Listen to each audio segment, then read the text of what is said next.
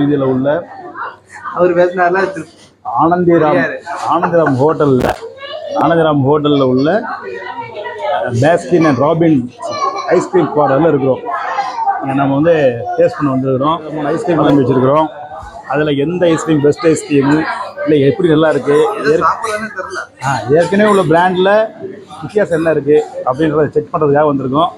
இப்போ நாம் வந்து ஒரு 2 எல்லா ஐஸ்கிரீம் வச்சுருக்கிறோம், செக் பண்ணுவோம். இப்போ வந்து இது பிளாக் கரண்ட் இந்த ஐஸ்கிரீம் டேஸ்ட் பண்ணுமா?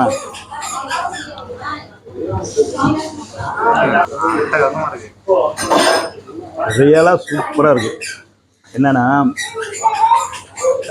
நிறைய பிராண்ட் ஐஸ்கிரீம் சாப்பிட்ருப்பீங்க. அந்த ஐஸ்கிரீமில் வந்து நுர லைட்டாக இருக்கும். இது அப்படியே கரைஞ்சி போகுது, வாயில் வச்சுட்டு கரையுது. ஆனால் அதாவது நீங்கள் சூப் பண்ணே வேணாம், அப்படியே கரையுது. அந்த மாதிரி இருக்குது. இந்த ஃப்ளேவர் புதுசாகவும் இருக்குது. அதை ஃப்ளேவரை முழுசாக உணர முடியுது. இது வந்து மேங்கோ. இதை எப்படி நம்ம செக் பண்ணிக்கோமா? பயணத்தில் சரி மேங்கோ பா. மாம்பழத்தில் சிறந்தது வந்து என்ன மாம்பழம்? பிரமாதமான பழம். சேலத்து மாம்பழத்துலேயே ஒரு சாப்பிடுவோம்ல, மாம்பழம் ராணி சொல்லுவாங்களே, நான் கூட வாங்கிட்டு வந்துடுறேன். அந்த மாம்பழம் இருக்குல்ல, அந்த மாம்பழத்தை அப்படியே மேலே சீவிட்டு அப்படியே வாயில் வச்சு சாப்பிட்டா எப்படி இருக்குமோ அதே டேஸ்ட்டு.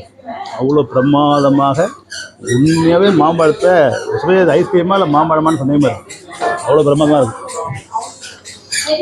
சிறப்பு. எல்லாரும் பாரதியார் வீதியில் உள்ள ஆனந்திராம் ஹெரிட்டேஜ் ஹோட்டலுக்கு வந்து ஐஸ்கிரீமை சுவைத்து பாருங்கள். பேக்கிங்லாம் நிறையா இருக்குது, நிறைய வெரைட்டி இருக்குது. வாங்க, என்ஜாய் பண்ணுங்கள். இந்த வெயில் காலத்தை இந்த ஐஸ்கிரீமால் என்ஜாய் பண்ணுங்கள். ஐஸ்கிரீம் வச்சு இந்த வெயில் காலத்தை நம்ம ஓட்டுவோம். மகிழ்ச்சி.